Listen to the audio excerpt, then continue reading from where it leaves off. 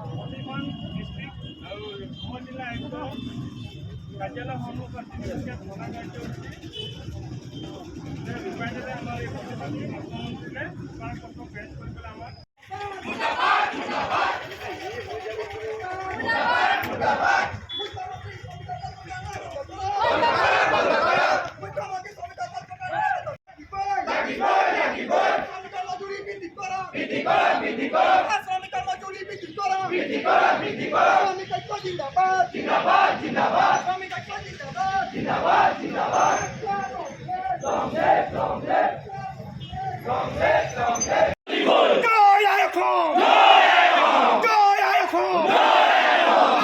জিন্দাবাদ জিন্দাবাদ জিন্দাবাদ আচ্ছা জিন্দাবাদ জিন্দাবাদ জিন্দাবাদ হুকুম জানি সত্তনটা জিন্দাবাদ জিন্দাবাদ জিন্দাবাদ হুকুম জায়গা হাই হাই লে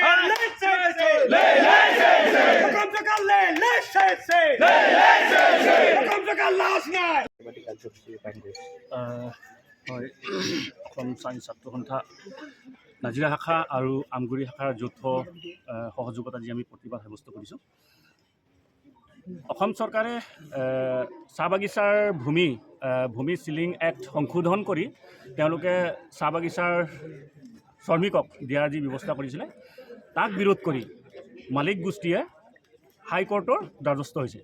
আমি ক'ব খুজিছোঁ চাহ বাগিচাত থকা যিখিনি লাইনৰ মাটি সেইখিনি কোনো মালিকৰ বাপেকৰ নহয়। চাহ শ্ৰমিকৰ যিখিনি ভূমি তেওঁলোকে যুগ যুগ ধৰি তেওঁলোকে য'ত বসবাস কৰি আছে সেই মাটি তেওঁলোকৰ 200 বছৰ এটা জনগোষ্ঠী ভূমিহীন হৈ আছে 200 বছৰে। তেতিয়া কিন্তু কোনো মালিক গোষ্ঠীয়ে দিম বুলি কোৱা নাই বা মালিক গোষ্ঠীয়ে আজি যে শ্ৰমিকসকলৰ 250 টকা হাজিৰা সেইটো তেওঁলোকে নিজেই বঢ়াই দিম বুলি কেতিয়াও তেওঁলোকে চিন্তা কৰা নাই। প্ৰতিটো ক্ষেত্ৰত আমি প্ৰতিবাদ সাব্যস্ত কৰিব লাগিব, তাৰপিছতে আমি আমাৰ প্ৰাপ্যখিনি আমি পাওঁ। পৃথিৱীৰ কোনো এটা ছেক্টৰ নাই য'ত নেকি 250 টকা হাজিৰা দিয়ে আৰু তেওঁলোকে কাম কৰে। আজি এটাই উদ্যোগ আছে অসমৰ চাহ উদ্যোগ য'ত নেকি 250 টকাত 8 ঘণ্টা ডিউটি কৰিব লাগিব। আৰু আজিৰ দিনত আপোনালোকে নিজেই অনুভৱ এটা কৰক 250 টকা হাজিৰাত যদি তেওঁলোকে নিজেই পোহপাল নিজে যিখিনি যাৱতীয় বস্তু সেইখিনি কিনিব নে নিজেই ঘৰখন চলাব নে ল'ৰা ছোৱালীক পঢ়াব, এনেকুৱা এটা পৰিস্থিতিত তেওঁলোকে সন্মুখীন হ'ব লগা হৈছে। আৰু এই বিষয়ে কিন্তু আমাৰো যিখিনি MP MLA আছে তেওঁলোকে কিন্তু বিধানসভাত মাত মাতিব নোৱাৰে। তেওঁলোকে যিটো দলত যায় সেই দলৰ আদৰ্শ মতে তেওঁলোকে কাম কৰে। আজি কেইবাগৰাকী আমাৰ সাংসদ বা হেৰি আছে বা বিধায়ক আছে তেওঁলোকে নিমাতী কন্যাৰ ৰূপ ধৰি বিধানসভাত বহি থাকে। গতিকে আমি ইয়াৰো বিৰোধিতা কৰিছোঁ। আমাক লাগিব 1948 চনৰ ন্যূনতম মজুৰি আইনৰ অধীনত 551 টকা হাজিৰা দিব লাগিব। আৰু মালিক গোষ্ঠীক আমি ধিক্কাৰ জনাইছোঁ, যিহেতু অসম চৰকাৰে দিয়া যিটো চাহ শ্ৰমিকক মাটি দিয়াৰ যিটো ব্যৱস্থা কৰিছিলে তেওঁলোকে তেওঁলোকৰ হাইকোৰ্টৰ দ্বাৰস্থ হৈছে।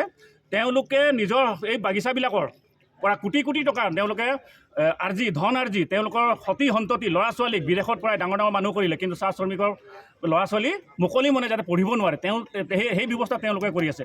গতিকে মালিক পক্ষ মুৰ্দাবাদ। আৰু যিটো আমাক অসম চৰকাৰে যিটো আমাক নিৰ্বাচনৰ আগে আগে প্ৰতিটো দলেই অকল বিজেপি বুলি নহয়, কংগ্ৰেছ আছিলে কংগ্ৰেছো কৰিছিলে, বিজেপি আছে বিজেপিও কৰে, নিৰ্বাচনৰ আগে আগে আমাক টোপ এটা দিয়ে। আজি যোৱা কেইদিনমানৰ দেখিলে 200 বছৰ চাহ উদ্যোগ 200 বছৰ হোৱাৰ লগে লগে 5,000 টকা এটা দিলে শ্ৰমিকসকলক। এইটো নিৰ্বাচনী টোপ। গতিকে আমাক 5,000 টকাটো আমি বিচৰা নাই। আমাক যিখিনি তিনিটা দাবী তেওঁলোকে ফুলফিল কৰক। আমাক জনজাতিকৰণ দিয়ক আৰু প্ৰপাৰ যিটো সংবিধানত উল্লেখ আছে, কোনো সংবিধানত নাথাকে। গতিকে আমি আমাক নালাগে, আমাক লাগিব সংবিধানত থকা সেই জনজাতিকৰণ আমাক দিব লাগিব। আৰু 1948 চনৰ ন্যূনতম মজুৰি আইনৰ অধীনত 551 টকা আমাক হাজিৰা দিব লাগিব।